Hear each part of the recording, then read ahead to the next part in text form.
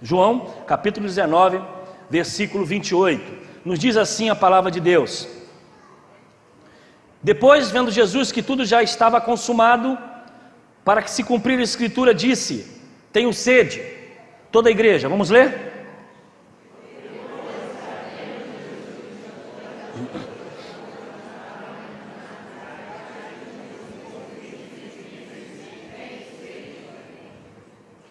Que o Senhor nos abençoe assim com a sua palavra. A crucificação foi o momento auge do ministério de Jesus. Algo que para nós, ao pararmos para pensar o sofrimento do nosso Salvador, o tormento que Ele passa na cruz, as dores que Ele vive na cruz, é algo que deve nos constranger, algo que nos deve trazer comoção. O Deus que se fez carne e habitou entre nós, abriu mão da sua glória por você, por nós. A Bíblia diz que Ele amou o mundo de tal maneira que deu o seu único Filho, para que todo aquele que nele crê não pereça, mas tenha vida eterna. E a crucificação de Jesus foi o auge de toda a sua missão. Quando nós paramos para refletir sobre a crucificação, podemos observar que no período antes de horas de ser preso e levado para o local onde seria morto, Jesus vai diante de Deus, seu Pai, chora amargamente no Getsêmani, pedindo: Deus, afaste de mim esse cálice, mas não seja feito conforme a minha vontade, seja feita conforme a sua. Jesus então, com o coração contrito, com a alma turbulenta, angustiada, chora e sofre. Mas como um cordeiro que não abre mão da sua missão, ele vai à cruz. E durante o período da crucificação, todos já conhecem, quem nunca leu a Bíblia, pelo menos já viu algum filme sobre Jesus, viu como o processo da violência física, emocional e psicológica é intensa. Ele é esbofeteado, ele é chicoteado, os chicotes de Roma, era o chicote violento, o qual quebrava não só os ossos, porque na ponta havia bolas de ferro, tinha também durante o percurso do seu chicote, pedaço de osso, amarrado, preso, porque a intenção não era só bater e quebrar, mas era também arrancar pedaço. O indivíduo que passava pela cruz, ele vivia uma tensão muito grande, a humilhação pública de ter que carregar o seu próprio instrumento de sacrifício, de percorrer a cidade para a vergonha de sua família, para a vergonha de seus amigos, para a vergonha de todos aqueles que o conheciam. Era ridicularizado, e a Bíblia vai dizer que maldito aquele que se coloca no madeiro. A crucificação não atingiu apenas Jesus Cristo, era um instrumento de tortura de Roma. Outros homens e mulheres antes de Jesus e depois de Jesus ainda viveram a crucificação. Inclusive Jesus é crucificado no meio de 2 ladrões. Não sabemos o que esses ladrões fizeram, qual foram os seus crimes, mas provavelmente eram alguns insurgentes na cidade, causadores de algum tumulto, e foram condenados à crucificação. Jesus estava incomodando o poder político e econômico de Roma. E os judeus, questionando ele por se dizer filho de Deus, o levaram à crucificação. Mas a Bíblia diz que ele não foi simplesmente preso ou levado à cruz. A Bíblia diz que ele se entregou. Ele era Deus em forma de homem, era o Verbo que se fez carne. Ele abriu mão da sua glória para sofrer a cruz, não por uma imposição dos homens, pelo contrário. Tinha ele poder para curar, tinha ele poder para libertar e tinha poder para sair da cruz. Mas ele não fez, submisso como um cordeiro que vai e que se entrega ao matadouro. Durante esse período das mensagens que estamos estudando, estamos falando, você pode acompanhar agora pela internet, as gravações estão lá no canal da igreja, inclusive essa deve entrar na terça-feira, para que você possa entender cada palavra de Jesus na cruz teve um propósito e um significado. Quando ele disse, perdoa-lhes porque não sabem o que fazem, era o grito de perdão. Quando ele diz, com o coração contrito, por que me abandonaste para Deus, é o esvaziamento da sua alma, e nós falamos sobre isso na mensagem passada. Falamos também sobre Jesus que vira para sua mãe e diz, mãe, agora esse é seu filho, apontando para João. E diz para João, João, esse agora é sua mãe. E ali Jesus está formando a família espiritual, não a família de DNA, genética, mas uma família espiritual, onde nós como igreja de Jesus somos filhos de Deus, e é por isso que nós nos chamamos de irmãos. Não irmãos de sangue, mas irmãos porque compomos o corpo de Cristo, o qual ele é a cabeça e que se entregou por todos nós. Hoje nós vamos falar um pouquinho, e serei bem rápido e objetivo, sobre essa frase que parece que não há nenhum sentido no texto. Parece que não há o porquê dela estar aqui. E ele diz: tenho sede. Parece que é algo insignificante, algo que não tem nenhum sentido espiritual, ou talvez nenhum sentido profético, mas eu quero dizer a você que sim. A palavra de Jesus, eu tenho sede, demonstrou para nós 3 realidades que nós precisamos pensar nessa noite e levar para a nossa casa e colocar em nosso coração. Mais do que apenas a sede física, porque Jesus está vivendo um processo de desidratação. Ele está carregando peso, ele está sofrendo ofensas, sendo chicoteado, pense comigo, está perdendo sangue, está pendurado numa cruz, e durante o período de 6 horas até a sua morte, e o seu corpo físico está se desfazendo. Ele tem sede. E é engraçado que quando nós vamos estudar essa palavra sede, nós vamos ver que a palavra no sueco, a palavra sede e fogo, elas têm quase o mesmo sentido, porque a pessoa que sente sede é como se tivesse com algo queimando na sua boca, na sua garganta. Esse sofrimento ao qual Jesus passa durante 6 horas em que ficou pendurado, sem ter acesso a qualquer líquido, sem ter acesso a qualquer hidratação, porque o ser humano precisa de água no seu corpo. Nós somos formados mais de água do que de algo sólido. E Jesus está agora vivendo esse momento da crucificação. E o que nós paramos para pensar é como o Criador do céu e da terra, o Criador dos oceanos, o Criador do homem, do universo, o onipotente Deus, está preso no madeiro, está tendo sede. O que leva a ele clamar: eu tenho sede? Porque esse Deus todo-poderoso, aquele que fazia milagres, que fez cegos ver, que multiplicou pães e peixes, que andou sobre as águas, que curou leprosos, está agora inerte, está agora limitado, está agora sentindo o que eu e que você sente todos os dias: sede, necessidade de beber água. A cruz, ele se recusa a fazer milagre. Ele poderia simplesmente tirar a sua própria sede, fazendo com que a água pudesse da sua saliva. Ele era Deus de milagres. Ele multiplicou pães, alimentou uma multidão. Ele orientou os discípulos na hora da pescaria, onde deveriam jogar a rede. Ele acalmou o mar, uma massa de água com a sua voz. O que seria de Jesus para tirar a sua necessidade de sede? Mas essa frase, eu tenho sede, ela possui infinidade de significado para nós. E ele fala para nós com esse texto. E é agora que nós precisamos pensar sobre o Cristo que nós vivemos, que nós seguimos e que nós trazemos para a nossa vida. Esse Cristo que se limita a parar para simplesmente renunciar à sua glória e agora se colocar no lugar de homem. Ele tem algo a nos falar nessa noite. E a primeira é a sua humanidade. Por mais que a sociedade a qual vivemos hoje se recusa a acreditar que Jesus era Deus, nós cristãos evangélicos pregamos que Ele é sim Deus e Ele é também homem. Ele não era um espírito encarnado, Ele não era um espírito evoluído, como algumas religiões querem dizer, querem apresentar. Ele não era um espírito que evoluiu e estava entre nós, não. Ele era feito de carne e osso, ele era humano, ele estava sangrando, ele estava preso por pregos, ele estava sentindo dores, e agora ele fala com seus próprios lábios, os lábios do Deus que criou o céu e a terra. Ele diz: tenho sede. E quando nós olhamos essa humanidade, algo nos traz a visão de que esse Jesus, ele comeu, ele bebeu, ele sentiu dor, ele ficou cansado ao ponto de descansar no barco, ele simplesmente se inquietou com a injustiça daqueles que estavam cobrando impostos da cidade. Ele era um homem que se deixou sofrer pelas dores do homem. E isso, irmãos, precisa trazer em nosso coração a visão que o nosso Deus não é algo abstrato.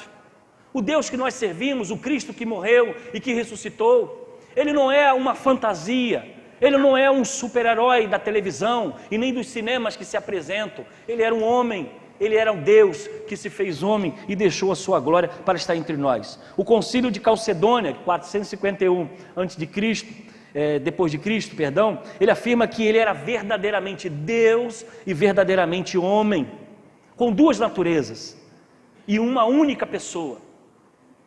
E isso traz para nós o sentimento de vitória sobre a morte, porque Jesus, quando vai à cruz, ele vai com o propósito de tomar o meu lugar e o seu lugar.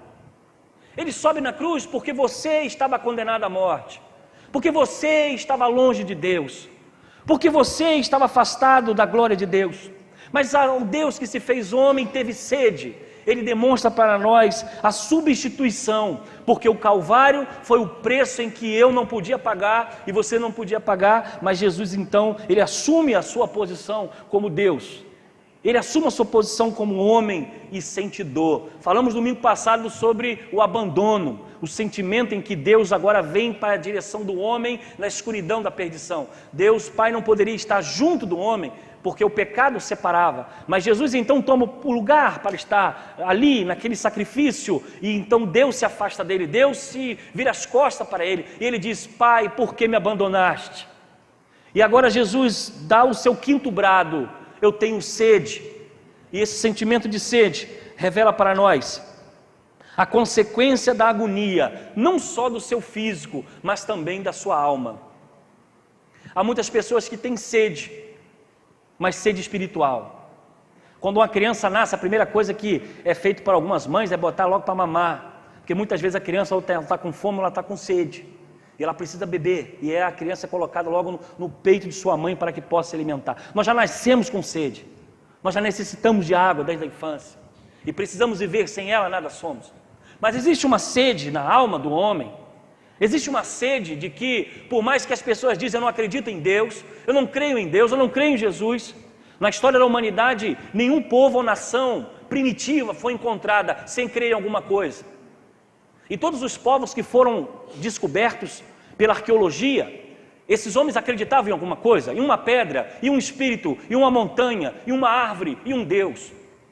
E quando nós olhamos isso, nós vemos a sede do homem pelo sobrenatural, a necessidade que o homem tem da sua paternidade, de um Deus Pai que precisa estar em comunhão com o Filho. Essa visão de sede, nós vamos ver exatamente no Salmo 42. Como a corça anseia por águas correntes, a minha alma anseia por ti, ó Deus. A minha alma tem sede de Deus, do Deus vivo. Quando poderei entrar na presença do meu Deus? A sede que o homem sente, esse esvaziamento, esse vazio da alma do homem, que muitas vezes ele procura em algumas coisas, em alguns objetos, nós vamos ver que só será possível encontrar na pessoa de Jesus Cristo. Porque Jesus, quando ele está na cruz, morrendo e sofrendo, ele está mostrando a sua humanidade, mas ele também está mostrando, antes do brado que ele dá: Pai, por que me abandonaste? Nós podemos ver também uma sede espiritual, porque naquele momento era necessário que ele pagasse e levasse sobre si o pecado do mundo. A primeira coisa que nós aprendemos é a sua humanidade, que para nós é o maior prêmio do Evangelho, a maior bandeira que nós podemos nos alegrar, porque se Jesus não vem em carne, não haveria substituição. Se Jesus não vem em carne como homem, não haveria perdão de pecados. Se o Cordeiro não fosse o Deus que viesse como homem, não haveria como alguém substituir, tomar o nosso lugar. E Paulo vai dizer isso muito bem. A segunda coisa que nós aprendemos nesse texto é a submissão de Jesus. Porque Jesus não criou uma pequena corrente de água na sua boca para matar a sua sede. Porque se incomodou e disse: eu tenho sede, e dependeu do homem trazer água para ele. Porque esse Deus que criou os mares, o céu e a terra, simplesmente se coloca numa posição limitada. E eu posso dizer a você, era simplesmente obediência ao Deus Pai. Porque quando nós olhamos para Getsemane, ele diz: Pai, afaste de mim esse cálice, mas não seja feita conforme a minha vontade, seja feita conforme a sua.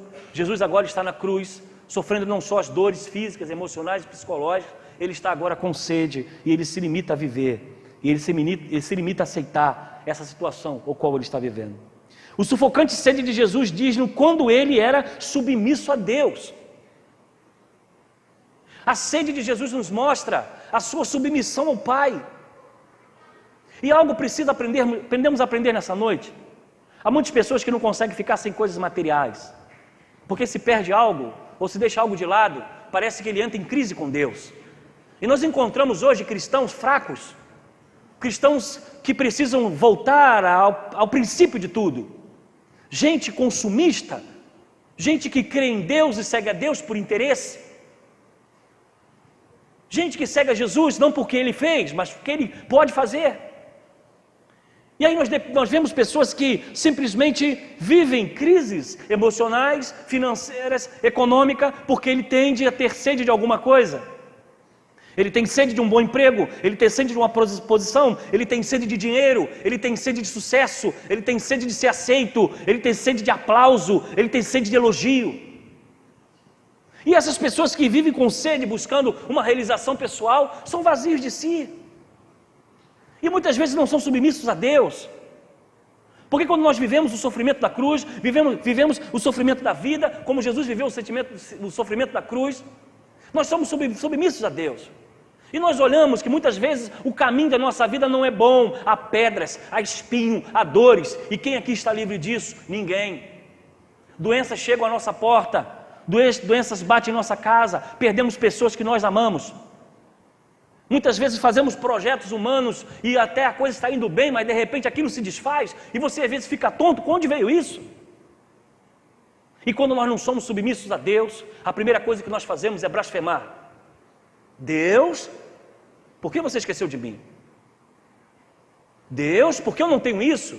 Por que o meu inimigo prospera e eu não? E nós encontramos o salmos e salmos lamentando, o salmista questionando essas coisas. E quando nós olhamos a questão da sede, essa sede sufocada de Jesus na cruz, nós aprendemos o segundo ponto, a submissão à vontade de Deus. A Bíblia diz que a vontade de Deus ela é boa, perfeita e agradável. Muitas vezes o caminho do homem pode ser bom, mas o seu fim não é o melhor. E nós vivemos uma vida cristã baseada naquilo que dá certo. Se dá certo, eu estou no culto, eu estou louvando a Deus, eu estou glorificando a Deus. Se não dá certo, eu tenho uma depressão espiritual.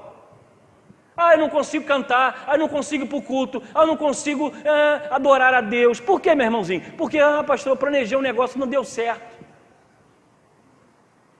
E aí nós não temos o aprendizado de Jesus na cruz, porque Ele foi submisso à vontade do Pai.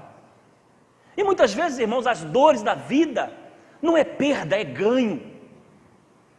Muitas vezes as dores que você sente, as decepções que você passa, você pode pensar assim: nossa, como eu estou sofrendo, mas você precisa entender que muitas vezes as dores da vida vai fazer você ficar mais forte, vai você ter experiência com Deus, vai fazer você ver o milagre aonde não tem.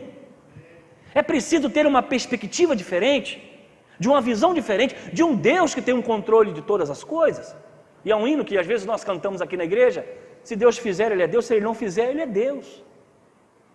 Se der certo, Ele é Deus, se não der certo, Ele é Deus. É submissão à vontade de Deus.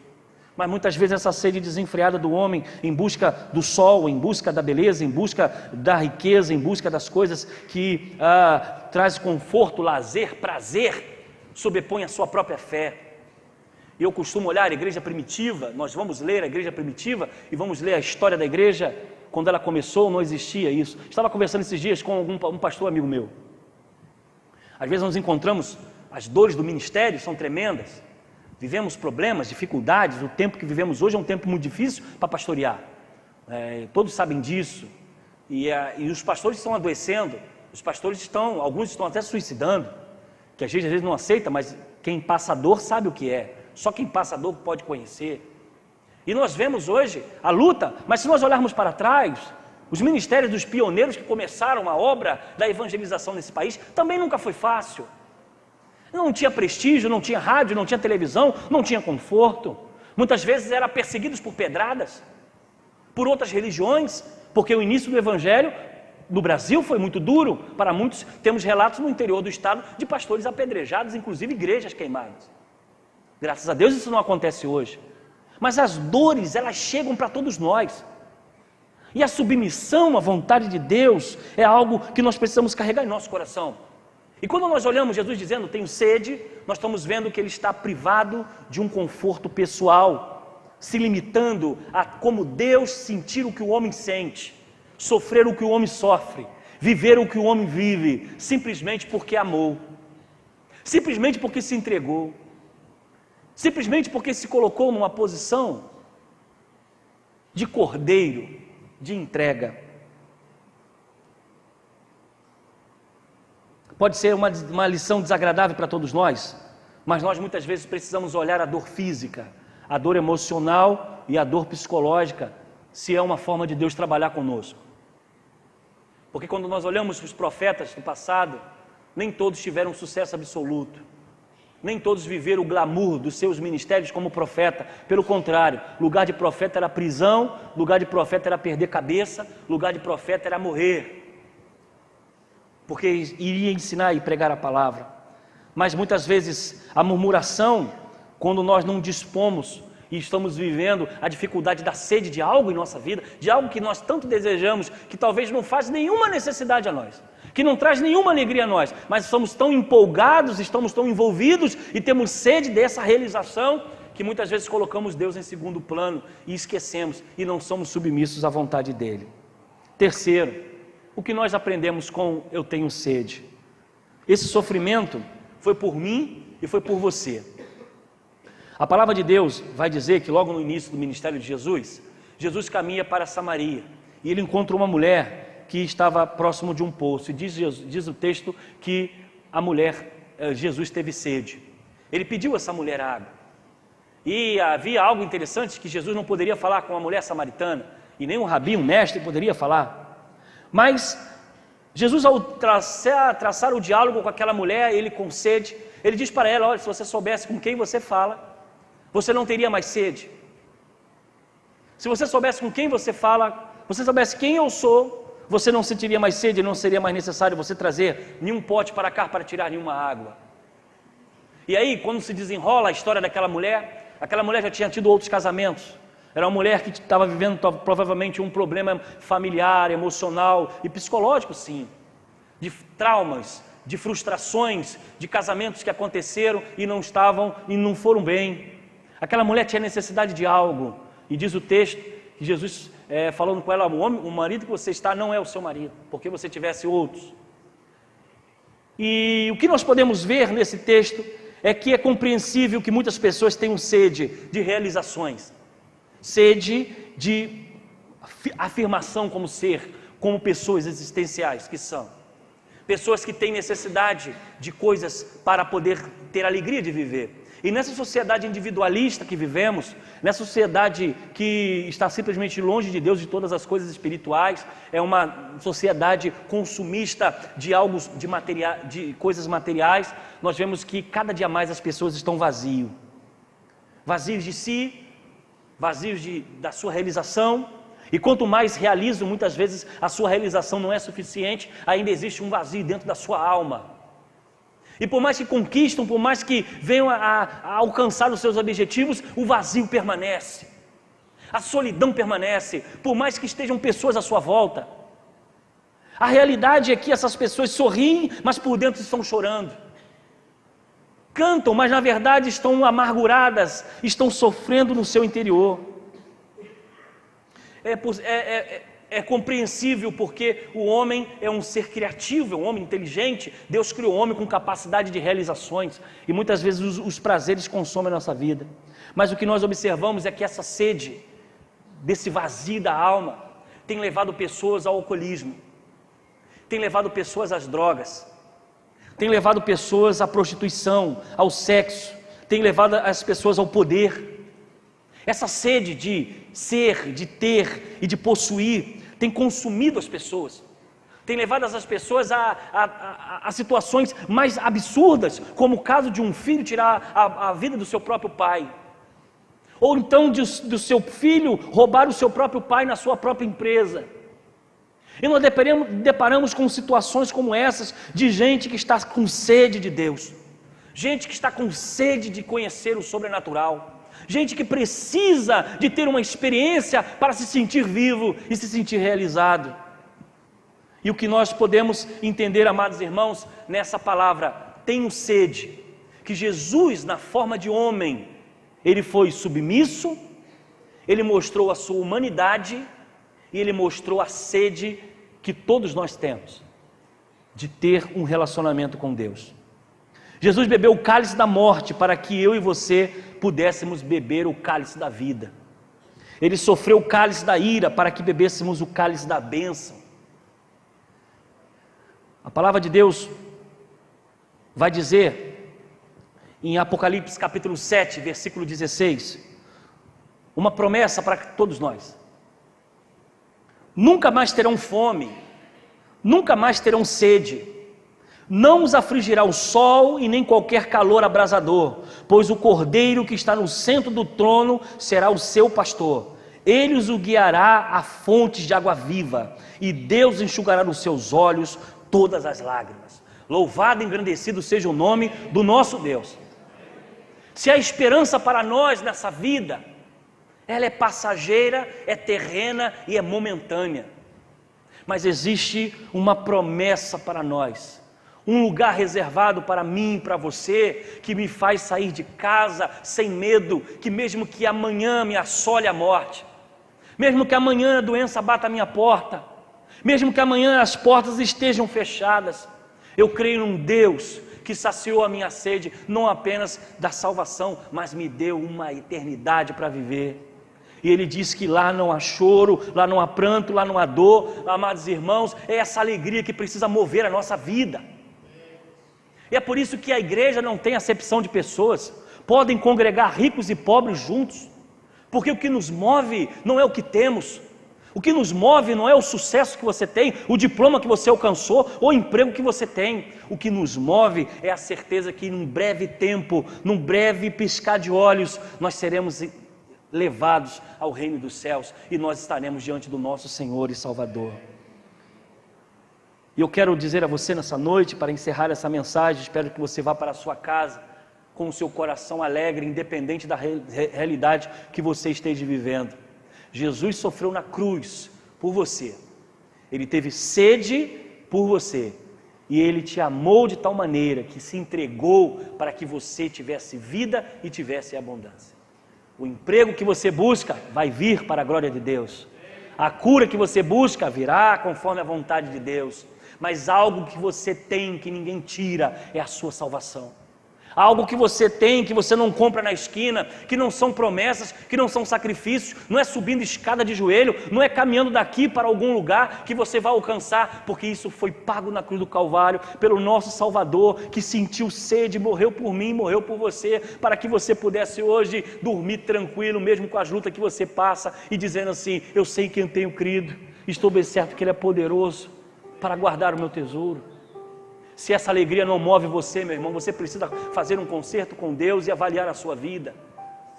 Nós temos pregado aqui sobre Cristo Jesus, e sabemos que as lutas desse mundo virão, que temos um Deus que faz milagres, que temos um Deus que ouve a nossa oração, que as lutas que você passa pode se transformar em bênção, sim pode, mas além de todas essas coisas, além de tudo aquilo que podemos ter, que podemos ser, que podemos fazer, há uma promessa que ninguém tira, há uma promessa que ninguém toma, e essa promessa foi dada por Jesus na cruz do Calvário.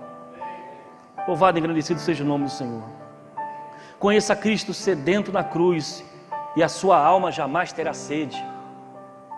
Conheça o Jesus da cruz que teve sede, e você não vai sentir falta mais de nada. Conheça o Jesus da cruz que entregou a sua vida e simplesmente nos deu o gole da água da vida eterna, e você não vai ter simplesmente necessidade, nem dor, nem sofrimento de mais nada. Você deve lutar pela sua casa, deve lutar pela sua família, deve buscar os seus sonhos sim, mas se esses sonhos não podem estar acima daquilo que o Senhor te deu, porque essa é a marca de nós cristãos. Nós não somos movidos pelo que vemos, nós somos movidos pela nossa fé, por aquilo que cremos, e é essa que precisa estar dentro do nosso coração. Quero terminar nessa noite deixando a você: quem tiver sede venha, e quem quiser beber da água da vida é de graça, porque Ele já pagou o preço por nós. Eu quero motivar você, meu irmão, a você ir para a sua casa e rever os seus conceitos. Quais são os itens e as coisas que têm movido a sua vida? O que realmente tem colocado alegria no seu coração? O que tem colocado você diante de Deus e com um coração grato, independente da doença que está chegando, independente das portas fechadas. Qual tem sido a sua motivação para trabalhar na obra do Senhor? Qual tem sido a sua motivação de vir aos cultos, abrindo mão do seu conforto, da sua casa, para estar aqui? O que tem te movido? Eu posso te dizer, ao Cristo que teve sede, ao Cristo que se entregou para que você não tivesse mais sede espiritual.